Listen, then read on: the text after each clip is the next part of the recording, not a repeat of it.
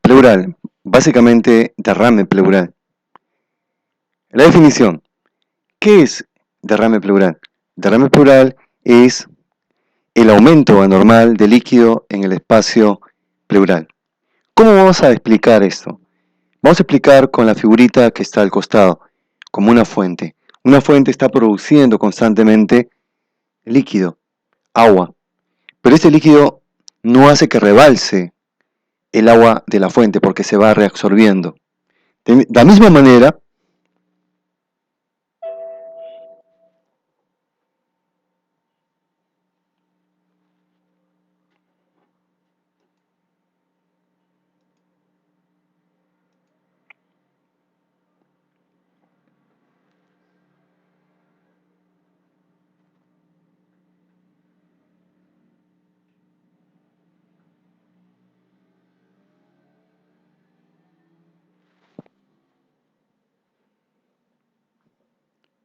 buenos días, el tema de hoy es enfermedad pleural, específicamente derrame pleural. Vamos con la definición. ¿Qué es derrame pleural? Es el aumento de líquido en el espacio intersticial. ¿Cómo vamos a representar esto? Vamos a representar...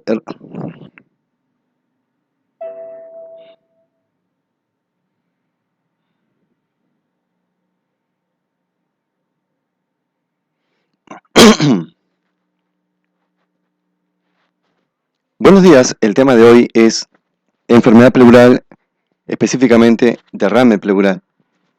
¿Cuál es la definición? Es el aumento de líquido en el espacio intersticial. Ustedes saben que normalmente se va produciendo líquido en el espacio intersticial y a la vez se va reabsorbiendo. Se puede representar como una fuente en la que se va produciendo constantemente agua y se va reabsorbiendo, por lo tanto el líquido no rebalsa en esta fuente. Lo mismo sucede en el espacio pleural. La velocidad de formación de líquido es 0,2 a 0,4 mililitros por kilo hora. Y hay una velocidad de reabsorción que es de 0,2 mililitros kilo hora. Si la persona pesa 70 kilos, se estará formando de 14 a 28 cc por hora y se va resolviendo 14 cc por hora, mientras que se mantiene un volumen constante que es de aproximadamente 14 centímetros cúbicos. Estamos viendo en la radiografía la imagen de un derrame pleural. Este derrame pleural se va a formar cuando aumenta la formación de líquido o cuando disminuye la reabsorción del mismo. ¿Dónde es que se forma líquido pleural? Aquí tenemos 3 lugares que están señalados por círculos amarillos. Primero, en el capilar de la pleura parietal, solamente pleura parietal, no visceral. En el espacio intersticial pulmonar y en la cavidad peritoneal. Vamos a pasar a explicar por qué el líquido solamente se produce en el capilar pleural parietal y no visceral. Veamos. En la parte inferior. La fuerza que hace que el líquido pase del capilar hacia el espacio pleural es la gradiente de presión hidrostática, que es una resta entre la presión hidrostática del capilar menos la presión hidrostática del espacio pleural, que es menos 5. Aquí es 30 menos 5 sería 30 más 5, 35. Mientras que la gradiente de presión oncótica es la fuerza que se opone al paso de líquido del capilar hacia el espacio pleural. Finalmente, la gradiente de presión hidrostática oncótica es la que va a determinar el pasaje de líquido del capilar hacia el espacio pleural. ¿Cuánto es acá? 35 menos 29. La gradiente de presión hidrostática oncótica del capilar de la pleura parietal al espacio pleural es más 5. Eso no sucede en la pleura visceral. Ahí la gradiente es 0. Entonces ya se ha explicado por qué el líquido solamente se forma en el capilar de la pleura parietal, porque hay un gradiente de presión, que es más 6. Luego, El segundo espacio, o el segundo punto donde se forma el líquido pleural, es el espacio intersticial pulmonar. Todo el líquido que se acumula en el pulmón busca una zona de drenaje. Y esa zona de drenaje es el espacio pleural. Finalmente, el tercer punto donde se forma el líquido pleural es la cavidad peritoneal. Cuando se acumula mucho líquido en el espacio pleural, es un líquido pobre en proteínas, un trasudado, este líquido busca una vía de escape y va a ser hacia el espacio pleural. Luego, ¿dónde se va a reabsorber el líquido? También solamente en la pleura parietal. Ya saben ustedes que los capilares linfáticos son los que se encargan de reabsorber el líquido. Los capilares linfáticos solamente tienen comunicación con el espacio pleural a través de la pleura parietal, a través de unos espacios que se llaman estomas. Hasta esta parte del camino. Ya sabemos dónde se forma el líquido pleural. Se forma en el capilar de la pleura parietal, en el espacio intersticial pulmonar y en la cavidad peritoneal. Segundo, ¿dónde se reabsorbe el líquido pleural? Solamente en la pleura parietal, a través de unos espacios que se llaman estomas. Vamos ahora a explicar la fisiopatología de la formación de un trasudado. Un trasudado es el líquido pobre en proteínas. Si recurrimos al criterio clásico, sería un líquido que tiene menos de 3 gramos de proteínas.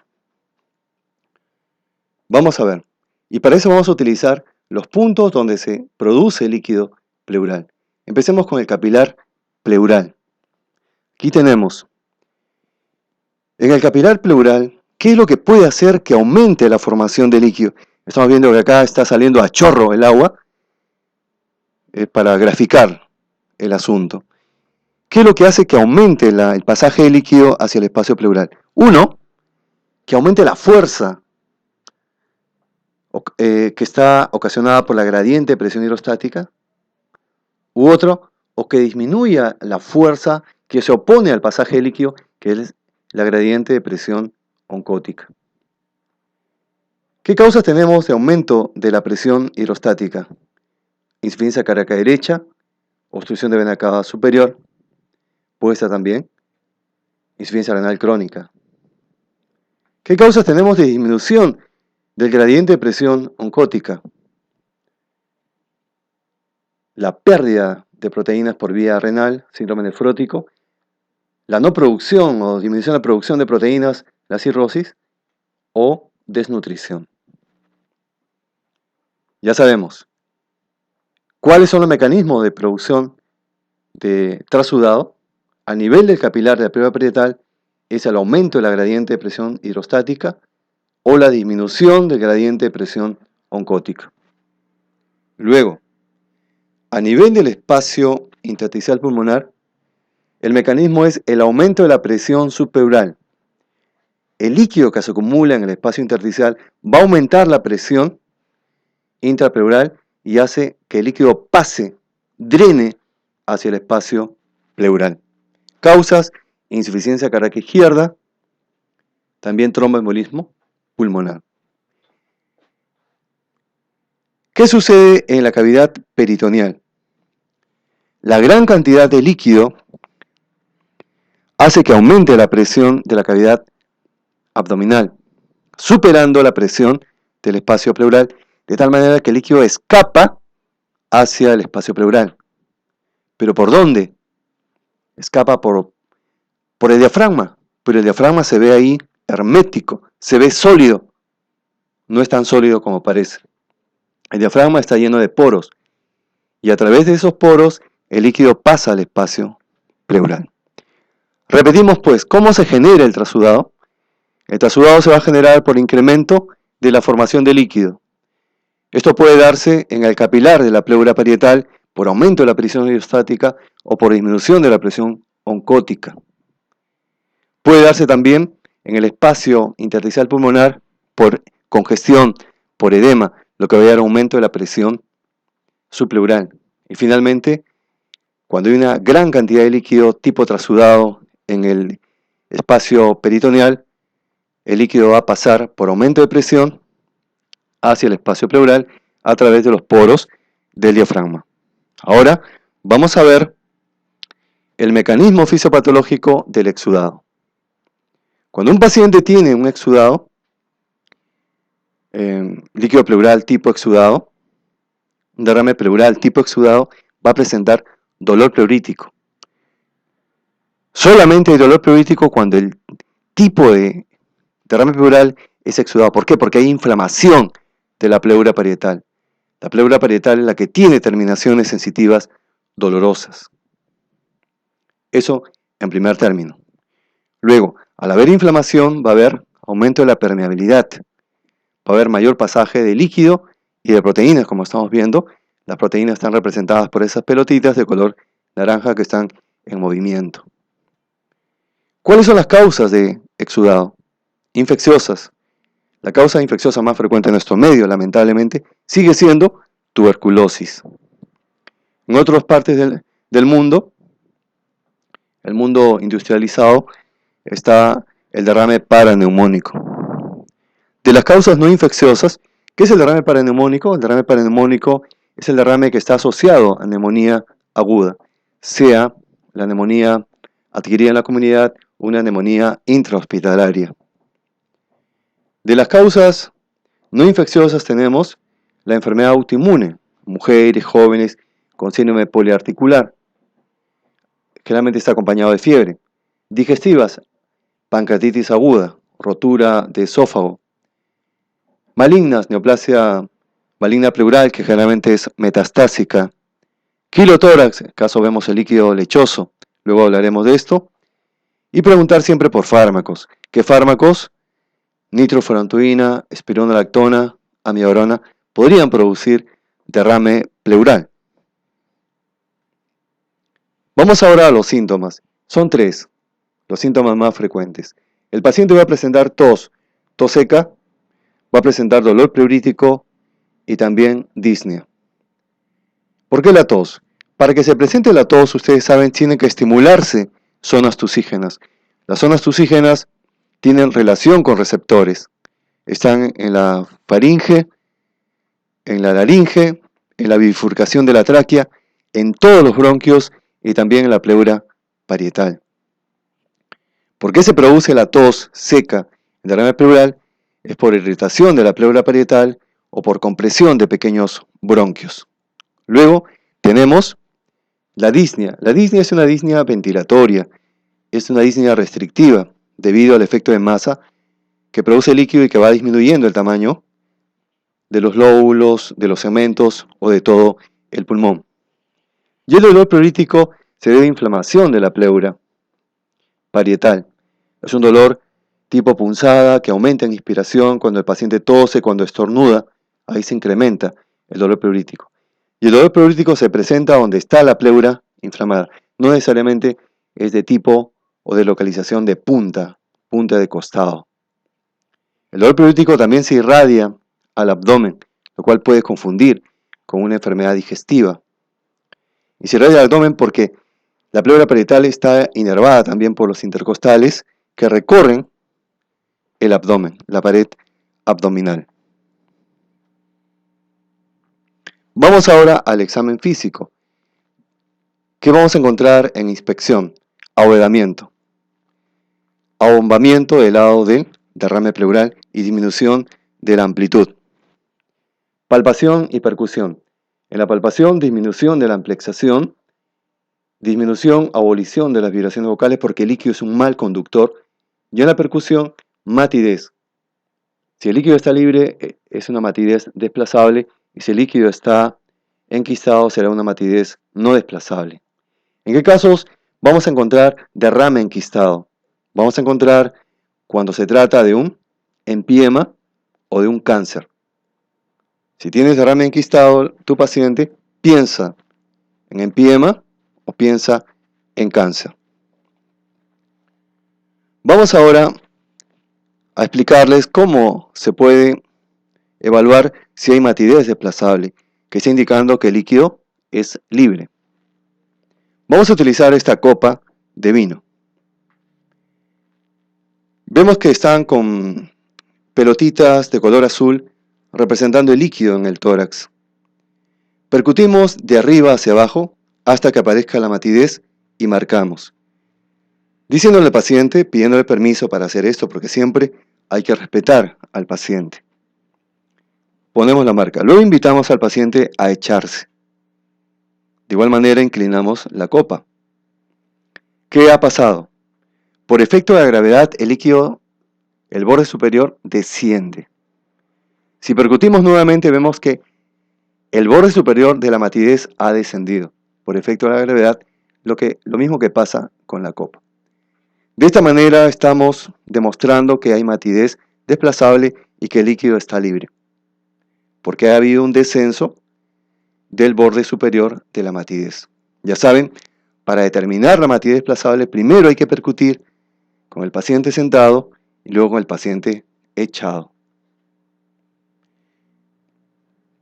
Luego viene la auscultación. La auscultación, el murmullo vesicular va a estar disminuido o abolido, dependiendo del grosor del derrame. No hay estertores, no hay ruidos agregados. En la auscultación de la voz podemos encontrar al inicio pectorilóquia áfona, también una egofonía, que vamos a ver en la siguiente diapositiva. Veamos rápidamente. Hay una egofonía, se conoce como voz de cabra. En este caso, voz temblorosa, entre comillas, voz de cabra. Lo que sucede en la egofonía, el 33 clásico se altera, se deforma por la presencia de líquido. ¿Qué significa esto? Que la palabra no la vamos a escuchar completamente. Es decir, sobre todo los sonidos más agudos no se escuchan adecuadamente, lo que da una voz temblorosa, que es egofonía. Como si estuviéramos hablando con la nariz tapada.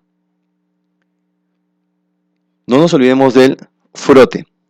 El frote pleural es un sonido áspero, agudo en ambos tiempos y que aparece cuando es un exudado, al inicio, cuando está empezando el derrame y luego cuando ya se está resolviendo, cuando ha disminuido el líquido. Ahí lo tenemos. Escuchemos el frote pleural.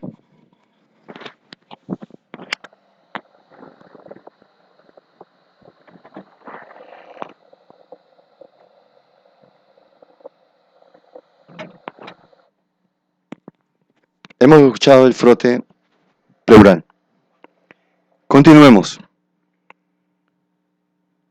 Aquí vamos a escuchar ahora la egofonía. Vamos a ver. Ojalá que se escuche bien.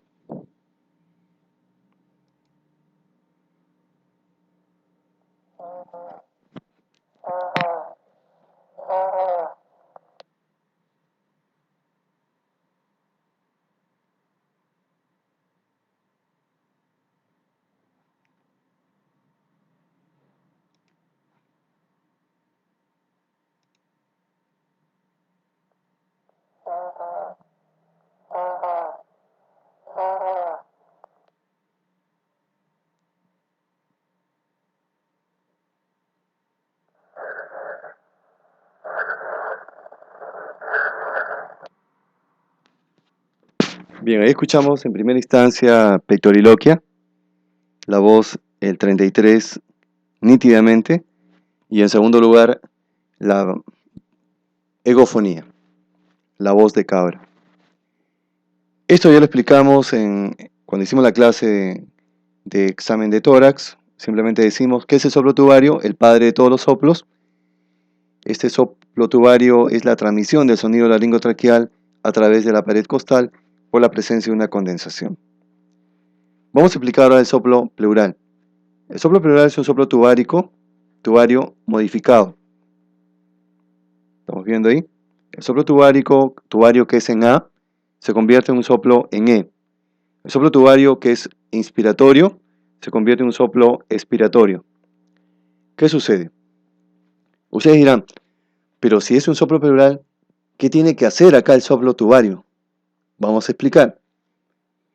Vemos acá de color azul el líquido, que a medida que va ascendiendo el grosor va disminuyendo. De tal manera que donde yo puedo escuchar sonido en un derrame, en el borde inferior no, porque la capa es gruesa. La única posibilidad que tengo de escuchar sonido es en el borde superior del derrame, porque la capa es delgada. Bien, por ahí va a pasar el sonido. Ahora, este líquido, como dijimos anteriormente, va produciendo efecto de masa sobre el pulmón. Va a ir disminuyendo los segmentos pulmonares, los lóbulos y todo el mismo pulmón. Esta disminución del volumen de los segmentos pulmonares se conoce como microatelectasia. Esta microatelectasia actúa como una pseudocondensación que transmite el sonido laringotraqueal. ¿Y qué es la transmisión del sonido laringotraqueal? Es el soplo tubario. Este soplo tubario pasa por el borde superior del derrame, convirtiéndose en soplo pleural. Bien, entonces, ¿qué es el soplo pleural? Es el soplo tubario modificado al pasar por una capa delgada de líquido.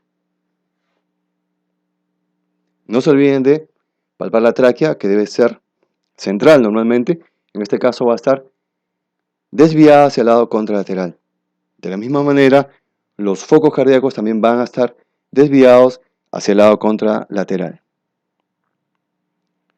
Este sería un resumen en esta parte del camino de derrame pleural. En inspección, disminución de la amplitud.